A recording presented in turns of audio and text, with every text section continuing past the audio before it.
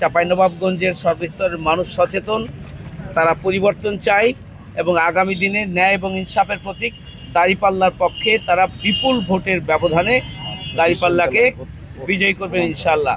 বিশেষ করে তরুণ প্রজন্ম, তারা দেশের দেশ সেরা 5টি বিশ্ববিদ্যালয়ে ইসলামী ছাত্র শিবির সমর্থিত প্যানেলকে তারা বিপুল ভোটে বিজয়ী করেছে।